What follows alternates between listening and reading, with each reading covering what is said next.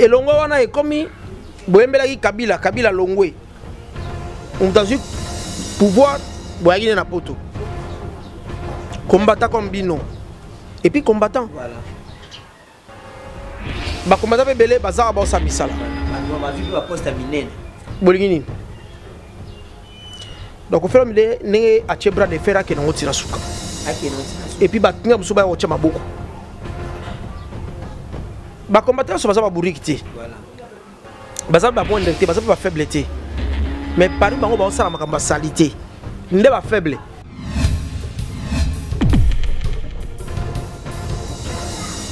Je pense que ce bâtiment est main dans la pâte. Beaucoup tu peux être bio, pas fundio personnellement. Barti c'est pas fundio. Basi ba image lo baraba ken ngo ba fesi na préfecture la police. Ba yo ki ba interpréter Joana na mu piko ba infraction. Chef d'accusation il était belé. Voilà. Donc si on m'a blague bakangai boke tu bakangi pe nanyo, bakangi pe nanyo. Na poto na pe e goza la pena que tamu aucun no makala te. Aucun no prison te. Mais ba taxe ba fait ba amende ba tchelio. Et les Kébélés au Banga. Et les autres, bah, Hollanda. Bah, Kota na Banga, wana. Musique zongi. Ngala te ya ken pera balebele aller apprendre kende kutanga. Bozaki ba mikala ya vie. Hollanda ka vie. Viens ça clair ko? Ouais, ça ba mikala. Voilà. Mais après, mais tu as mané déranger bango tout bien ba mikala. Papa.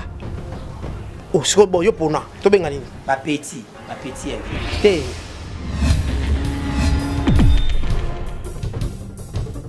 Votre humble serviteur Tariq Ngangu, le richissime journaliste Nzambé, à la présentation de cette grande émission Culture à la In.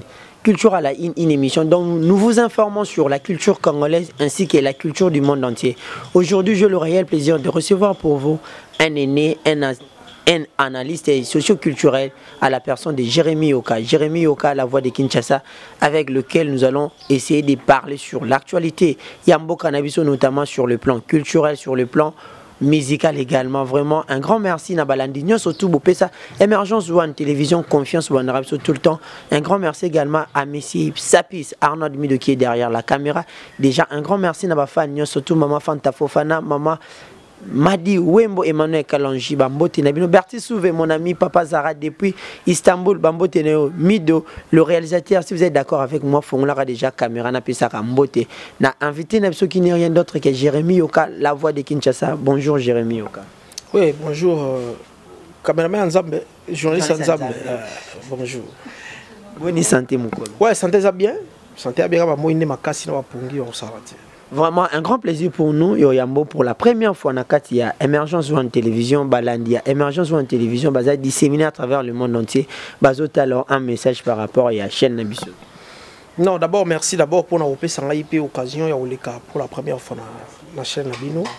Na pesi mboti na ba abonné nyonso, bo la nanga partout dans le monde. Moi, je m'appelle Jérémy Yoka, le potier, le père du moment, la voix de Kinshasa, héros vivant et historique. Voilà. Voilà, merci beaucoup Jérémy Yoka. C'est avec Jérémy Yoka que nous allons essayer de parler de l'actualité. Jérémy Yoka, la voix de Kinshasa. Aujourd'hui, Kofi Olomide, j'attaque directement, directement dans la CG Nabiso. Kofi Olomide, la légende de la musique Yamboka Nabiso, icône également. La sortie médiatique naïe est belée et Salimoa Makambu. Entre autres avec les combattants. Non, j'en ai sur le plan, il y a des combattants. Il a un concert. Paris La Défense New Arena. Mais tension vraiment entre les deux. Tout le monde a dit déjà le concert de Werason était annulé, bah combattant bah ça tout concert est annulé. Kofi Olomide bras de fer wana ki na ba combattant. Est-ce c'est une bonne raison yo salama mbongo ou bien azanator? Soka sali bras de fer était bon ba ça ndeni. Ba bagaya obeta. Voilà. Do faut que na ba ndenge wana. Omoni et comme le roi to bondelana. Moi je pense que il faut qu'on landa bango ko affronter bango par personne. Voilà. Individuellement yo to yebi olobela makona biso to fundi yo. Ozomona. Voilà. Po to lobito solo la lisolo ezate. Raison pour pesaka eza na sens te. E bandaki mama mabala, boya ko so bana na biso, bango pe boya bo mabala batu. Voilà. Et longo wana e komi boyembelaki Kabila longwe. On t'a dit pouvoir boya na poto. Combattant comme bino et puis combattant. Voilà.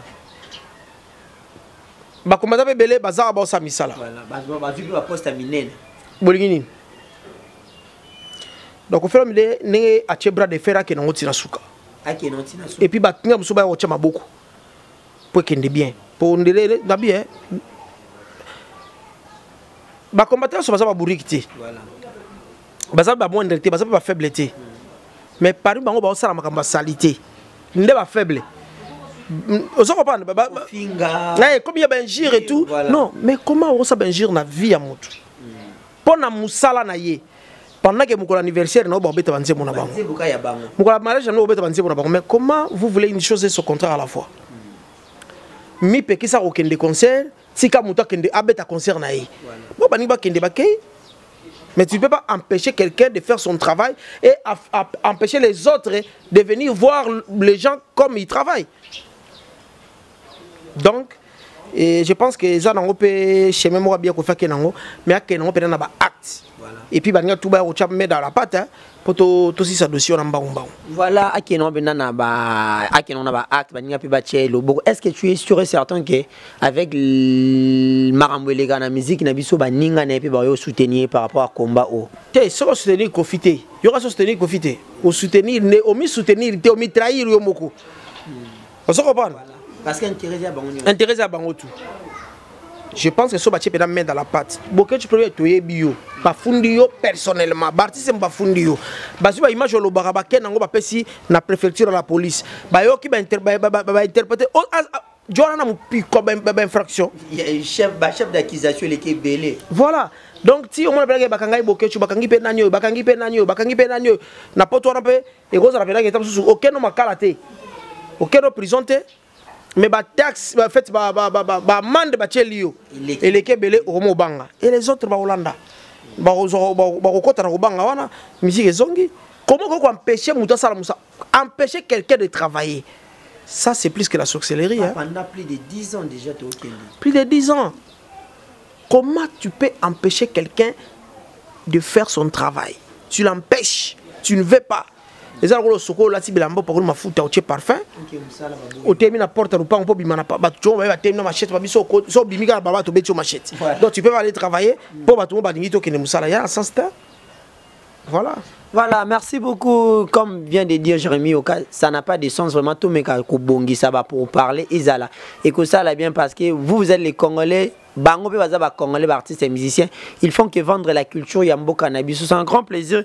Yarozana ba réfléchir ça tellement bien. Jérémy Oka, Koffi Olomide toujours azara au cœur de l'actualité. Au cours de cette émission Karabim Alobaki Mamboba combattant, il a dit que Bana Wenge baza un grand verrier. Ingratitude ya Bana Wenge envers lui. Tout le monde va réaction bimi de partout. Adolphe Dominguez, Marie-Paul également. On se pose des questions. Bana Wenge baza un grand envers Koffi par rapport à quoi? Qu'est-ce qui s'est passé entre Bango aujourd'hui to Koffi Olomide abimisa ba phrase ya bon. Bon, koloba ke Bana Wenge baza ba ingrat, bon je pense que na éviter le bien on a anglais il faut expliquer biso. Pour ce rotali na en termes de relation boye et Koffi Olomide a une bonne relation mingi na Wera. Parce que Jibin Piana a été parrainé par Papa Wemba. Et puis Wenge musique à maison mais il a été parrainé na Koffi Olomide. Or, il n'y avait pas que Koffi, il y avait aussi Chalamwana. Et puis il y avait Pepe Kale. Ce qui aujourd'hui moi na Wera parrainé ezalaki Koffi Olomide exaucé. Bon, bayeko koma na ba moment ya reçoit na à un moment to robenga en ingratitude, to robenga pe jalousie la part na ye to we batende retour de partage ngo parce que à un moment ba succès pe ba ngé comme inango on dirait pe comme pe ko déranger bango. Voilà. Succès makasi vraiment. Bano yo ka to banako simba ba ba komi boy. Donc c'est vraiment mitigé, mais je ne sais quoi dire que Koffi c'est Adolphe Nini, c'est vrai, bah ça la fait Adolphe Dominguez, et c'est vrai, mais ça la Jibenini, et pour mêler avec les gens, pour mêler tout le monde que Bana Wenge. Vous comprenez? Voilà, Bana Wenge, Kofi Olomide, c'était les paroles. Il y a Kofi Olomide au cours d'une émission avec un confrère dont Franck Stéman et Salaki. Bah, réaction est belle, est belle. Jérémy Oka, la voix de Kinshasa. Aujourd'hui, la culture congolaise, bah, tu belle, bah, zour, bah, izanase. Certaines personnes sont en train de dire que bah, Nigérians, bah, Ghanéens, bah, Tanzaniens, bah, zour dominer la culture, na biso na kati yamboka. J'ai suivi un artiste émission bien affilié. Comment est-ce que tu roules la musique et likolo moment bah DJ yamboka na ba boîte na ba bar sur 9 ou bien sur 10 orbita oui nzembo ya ba étranger nzembo moko ya ba congolais sur ces culture yamboka musique yamboka na biso évolution nango ndezo tambola eza likolo to eza na se soki eza na se qu'est-ce qu'il faut faire pour tozonga na place auto nango auparavant mwana wana otangi kumbuna yona mwana wana yemo wana na finga ba tout n'importe quoi parce que DJ nini oyo ona ofinge azusko nzembo na ndobeta non seulement à yété mais à bamisien mususu et l'inko bake bamisien faut pas respecter abatu voilà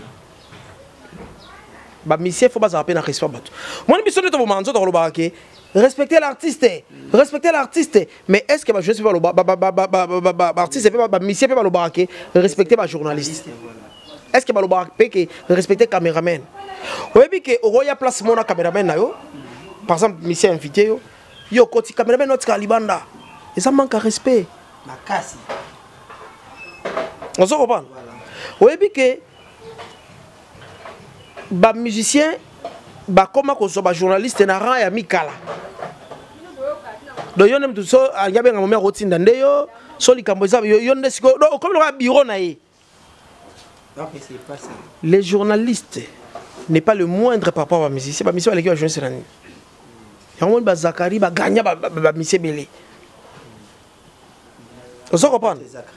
Bah gagner monsieur belle pose et pénalité à s'imposer à Fanda. Bah culture sur Serge Kaimbe va s'imposer. Pourquoi pas dans les lois on s'imposer.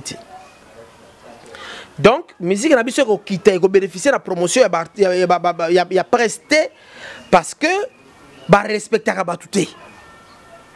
Respect zaté. Ba di jono so mona wana. Bah monsieur ça la poste à utiliser mais après l'habitant yo comme na poste na il te prend pas au téléphone oyambaté oyamboté on nga ba kopa minene ah tant yo na poste ba selo promotion ya la iko ba mukie tant ya comme na poste na yo et comme kopa munene et plutôt tant ba na poste na yo ça la poste na yo wana za kopa munene te ya mukie te so ya bengyo ko kopa et comme kopa mukie et comme ba dérangement là nan on se comprend bana ba politique ya obengé na téléphone bisio yemo no mtayambi allo leader alali Jérémy Oka on se comprend ouais wa ko saka na batu donc musique na biso ezokita pour na comportement pe ba musicien comportement pe ça que tous comportement na bango mo pe nanu kende na bamboka mususu au moins un musicien devant journaliste il tremble aibi ke yena o sala biso voilà. Sans la presse, c'est nul. Bise mo bi manga mboka bi nga sali atala legi na ba tefe na bilote nga lelo à bec dans l'eau. Ouais. À kita benza. On se comprend. Et puis na retour baza ba comme ça bon poignet. À l'époque on fait le betaka caméraman pour RTGA. Ba pini ya le chaîne moté. Mais lelo oyo chaîne X ba chaîne tout et ko s'aligner à sima yo ba ba côté lo wana batikali mukie donc manque de respect non ba tendance c'est comme un peu moins mingi na biso tendance que tout est ba flatteur to compte ici ba flatteur na musala bato ba bi musala té c'est vrai na bato yebité so kota ki hein et on peut 100 francs et l'euro peut son bon tiango soin c'est-à-dire allez apprendre na terre ba ken piana bokende kutanga bande ko bokenda ki classe té botanga bosa musala mais vous parlez comme ça quand tu parles quelqu'un ça peut être no niveau za trop bas ce n'est pas bien ils ont quitté biso vous avez cité le nom de Ken Piana dernièrement il y a eu une sortie médiatique il y a Maestro Fabregas a traité Ken Piana il faut avoir carte batama boma Fabregas oza mutu moko oza utilise des mots justes devant un problème. Il y avait un moment, orgueil continue à Moka, à Emile Kamabongaï. Voilà. encore un moment atali habité au erreur nanga l'erreur du maître. Voilà. Encore un moment atali comportement il y a presque habité dakabula bato ba chronifote. Mais à continuer sous la carte ba chronifote wana a trier bango lisusu ba musufu wa kezo ba carte et déranger ma be ken penena papa ba kende ko so ba carte ngala te ya ken pera balebele aller apprendre kende kutanga bozaki ba mikala ya vie Olanda vie viens ça clé ko ouais ba ba mikala voilà mais après mais terme année déranger bango tout bien ba mikala papa oh c'est bon yo pona to benga nini ba petit à vie te ba petit à vie bazali yo so mwamba lo bazana ni mwamba ba mwamba ne ba petit à vie Zakari mwamba te mwamba ya mwamba mwana ba vie zakle ba petit na ye asa ba leki na yiti ba leki ne bazaliti ça va van ba mikala ya vie parce que il y a eu des collaborateurs comme nous biso ba collaborateurs to samusana et to travailler na ye so ba d'autres venir bureau ni mikala Boutamblo à la vieille, soit à côté de la carte, hôtel, hôtel la car, si faut faire bien le mot, boibino, bengango, si faut bamikala. Sikoyo, osamu kalamotu, mais au tali, en plein via sanango, on est ou on que on appelle à bénéficier de l'euro. Voilà. Au cours du ça, moussa l'euro. Il vient pas être gentil à 6 000 micro. Sikoyo, tant beaucoup de salango, au cours l'euro à 100 francs. Après, Moutou, Azalaka, Azonia Tali a calculé le niveau naé, a calculé mon sala, il faut mettre level, aller apprendre. Il faut sa évaluation. Kende utanga. Moni lelo batindi yo rezo bakart. Oso kende ko mitangela, banga baloba ke, tasu farka sangaloba, neti mutoro la ken piana. Ngala ba no moni chroniforti, mais là comme chroniqueur. Voilà. Oh nakata ki chroniforti ba trio lisusu. OK, carte. Te fabrica sa maele. Ah, toi tu soutiens mon Fabregas Orgo va te belé va condamner va bien respecter va journaliste était. Mon cher frère, demandez à tout le monde. Demandez à Ken Piana Yemoko combien de fois on a essayé kinde kutanga niveau de ça c'est mingi. Na ebisa ye. Niveau ça c'est trop. Au moins niveau ya bassesse c'est l'équipe mingi va traiter en liboma. Voilà. La bassesse devient une folie. Mais oui, mais quand tu es trop bas, attends. Allez apprendre. Au cas contraire, qu'il soit carte. Alors, au désastre qu'on a choix. Fabrice a 5 soit carte. Ngana sengi. Ok, gotanga. Pona moko. Api qui pèse nango. Api qui zawana. Tout ça là, ifasik. Tout ça là, sefoji. Tout ça là, clip. Ba centre ouais former la moussa le zébélé. Voilà. Merci beaucoup Jérémy Yoka, la voix de Kinshasa. Jérémy Yoka, aujourd'hui, les musiciens congolais, en français, aujourd'hui comme à la mode, fait rigoler le padre Jésus des Nuances. Au pénamon on s'arrête à intervention. Lelo Abimisi Pyromane, une très belle chanson, ils ont sur le marché, Badbazo c'est pelanango, mais il y a eu des critiques partout. Fala yimba nika na lingala, fala yimba na lingala française aussi mba été par rapport à simbité à côté nini. Moni tango zolo ba maman opesi pe na côté. Côté simbélité. La chanson elle est bonne. Le message est bien passé. Voilà. Sur le plan thématique, elle est claire. Donc nous sommes les autres temps irréprochables. Voilà. Même qualité clip. Côté tenue vestimentaire. Donc faire la salle au mot qui tourne ma casse. Quand bien même que moi je ne soutiens pas que ma mission soit anglais, français, anglais. Je vais la promotion de la rumba congolienne. Moi j'aime notre musique à nous, la rumba. J'aime parce que elingi koloba lokolo futela kangandako yele mama yo yo yango te kafere.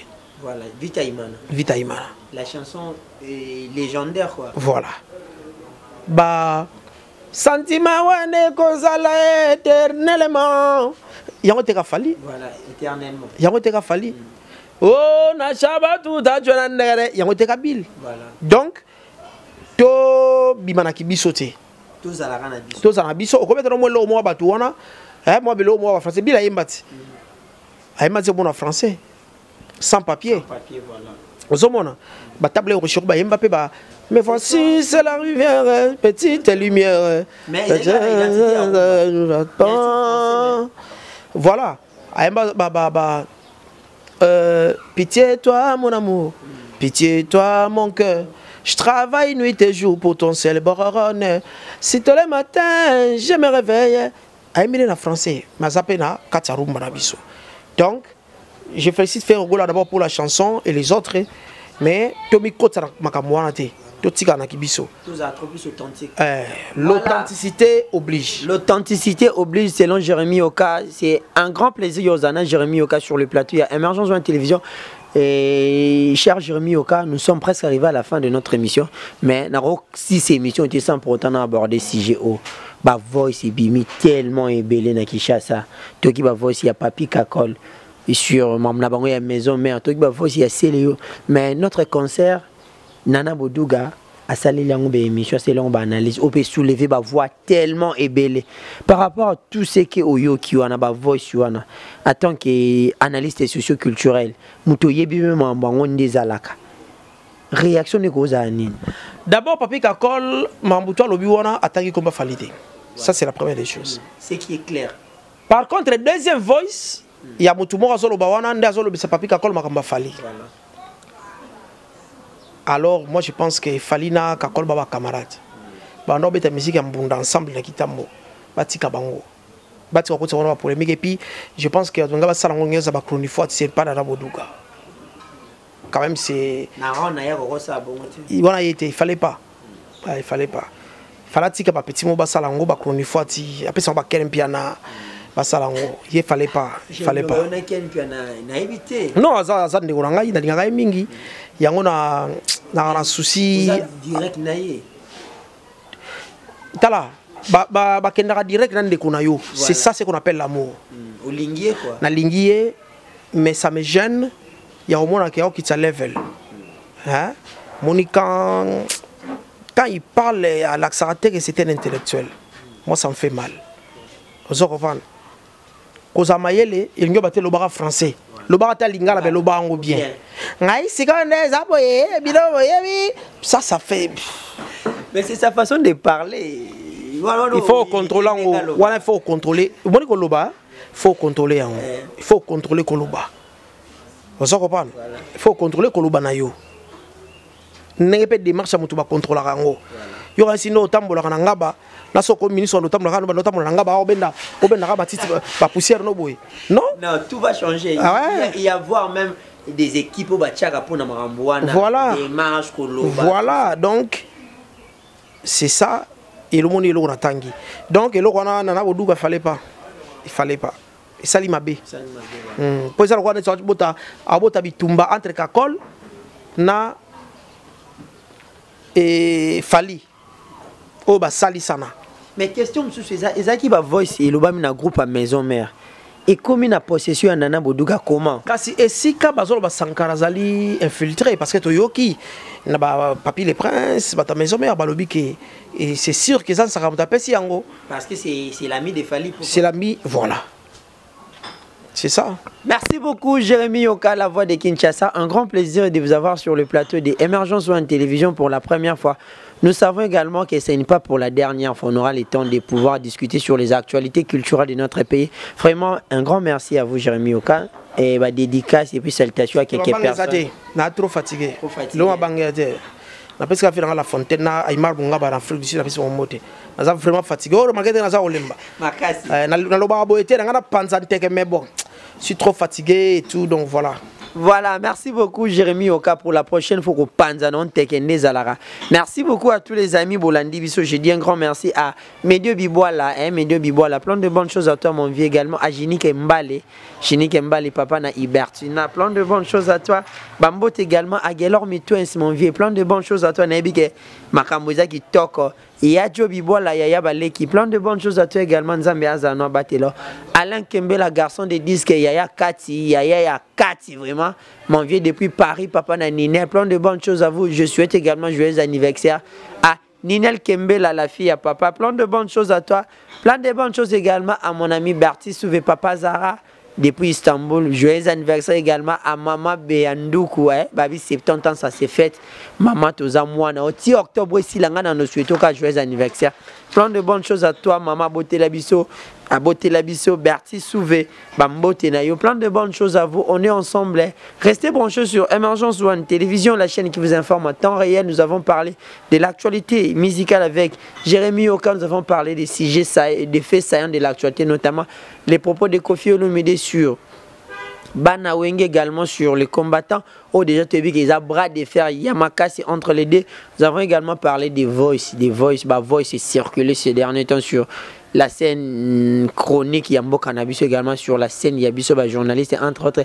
Voice, il y a Papi Kakol, il y a Célio Scram, vraiment. Et ça là qui, réaction est belle. Un grand merci également à Carlos et José et Sandro Ntumba, partenaire privé à Bisso Emergence One Télévision, à Mami Dikala, Maman Naowen, plein de bonnes choses à toi également.